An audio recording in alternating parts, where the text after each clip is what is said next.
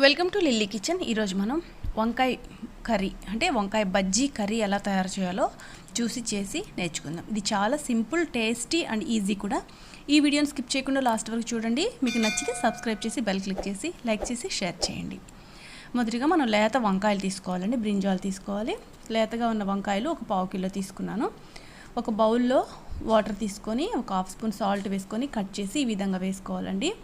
ఈ విధంగా వేసుకుంటే కలర్ చేంజ్ అవ్వకుండా ఉంటాయి. మనం ఏ బౌల్లో అయితే మనం కర్రీ చేసుకుంటామో ఆ బౌల్లోకి ఈ పీసెస్ అంతా మనం ఈ విధంగా క్లీన్ చేసేసుకొని వేసేసుకోవాలండి. చూడండి, నేనైతే కట్ చేసి చూడండి, వాటర్ చేంజ్ అయిపోయినాయి కదా, కొంచెం ఇవి కలర్ చేంజ్ అవుతాయి. అందుకే మనం సాల్ట్ యాడ్ చేసాం వాటర్లో. మనం కట్ చేసి పెట్టుకున్న ఆనియన్స్, ఒకటి ఉల్లిపాయ కట్ చేసి వేసుకోవాలి. మనం కారం యాడ్ చేయం కాబట్టి, రెడ్ చిల్లీ పౌడర్ యాడ్ చేయం కాబట్టి పచ్చిమిర్చి మాత్రమే యాడ్ చేయాలి. తగినంత 4-5 పచ్చిమిర్చి వేసాను, ఒక 3 టమోటాలు వేసాను, ఒక 1/2 స్పూన్ సాల్ట్ వేసానండి. ఇప్పుడు పసుపు వేస్తున్నాను, ఒక 1/2 స్పూన్ పసుపు వేసాను. ఇప్పుడు మనం అంటే పైకి కిందకి ఇదన్నీ బాగా పసుపు ఉప్పు కలిసేలాగా పైకి కిందకి మనం అనుకోవాలి. ఈ పచ్చిమిర్చి కారంతోనే మనం కర్రీ చేస్తున్నామండి, గమనించుకోవాలి. ఇప్పుడు 1 స్పూన్ ఆయిల్ వేసాను, ఒక చిన్న నిమ్మకాయ అంత సైజు చింతపండు వేసానండి పులుపు కోసం.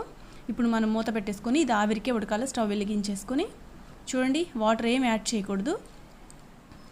ఒక 5 మినిట్స్ ఉడికిన తర్వాత సిమ్లో పెట్టుకుని ఉడికించుకున్నాక చక్కగా ఆవిరికే వంకాయలన్నీ మగ్గిపోయాయండి, బాగా ఉడికిపోయాయి. ఇప్పుడు దీన్ని మనం చక్కగా పప్పు గుత్తితోటి రుబ్బేసుకోవాలి.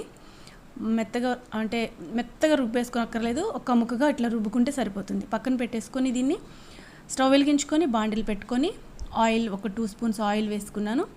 ఇప్పుడు ఈ ఆయిల్ హీట్ ఎక్కిన తర్వాత పోపు దినుసులు వేస్తున్నానండి. పోపు దినుసులు కూడా కొంచెం వేగిన తర్వాత కట్ చేసి పెట్టుకున్న ఉల్లిపాయ ఒకటి చిన్న చిన్న ముక్కలుగా కట్ చేసుకొని ఉల్లిపాయను ఈ ఆయిల్లో వేసుకొని ఫ్రై చేసుకోవాలి. ఈ ఉల్లిపాయలు పచ్చి అంతా పోయేదాకా బాగా వేయించుకోవాలంటే ఇట్లా బ్రౌన్ కలర్లో వచ్చేదాకా మనం ఈ ఉల్లిపాయలను వేయించుకోవాలి. చూడండి, ఈ విధంగా వచ్చిన తర్వాత వెల్లుల్లిపాయ రెబ్బలు ఒక 4-5, ఒక 3-4 ఎండుమిర్చి వేసుకొని ఈ పోపులో వేయించుకోవాలండి. ఇప్పుడు కరివేపాకు, ఒక 2 రెబ్బల కరివేపాకు నీట్గా కడిగేసి ఇందులో వేసేసుకుందాము. చూడండి, బాగా వేగిపోయాయి. ఇప్పుడు రుబ్బి పెట్టుకున్న వంకాయ ఉంది కదా బజ్జీ, అది ఇందులో వేసేసుకోవాలండి. వేసేసుకొని ఈ పోపు అంతా ఈ వంకాయ బజ్జీకి బాగా కలిసేటట్టుగా బాగా పైకి కిందకి మనం ఈ విధంగా కలుపుకోవాలి. చాలా టేస్ట్గా ఉంటుందండి. మరి వెజిటబుల్స్లో కింగ్ బ్రింజాల్ కాబట్టి వంకాయ ఏ రకంగా చేసినా చాలా రుచిగా ఉంటుంది. ఉప్పు సరిపోయిందో లేదో చూసుకుందాము. సరిపోయిందండి. ఇప్పుడు దీన్ని మనం చపాతీలో కానీ, పరోటాలో కానీ, మరి అన్నంలో కానీ దేంట్లోనైనా వేడివేడిగా తినొచ్చు, చాలా బాగుంటుంది. కొంచెం నెయ్యి వేసుకొని తింటే రెడీ అయిపోయిందండి. ఇప్పుడు బౌల్లోకి సర్వ్ చేసుకుందాము.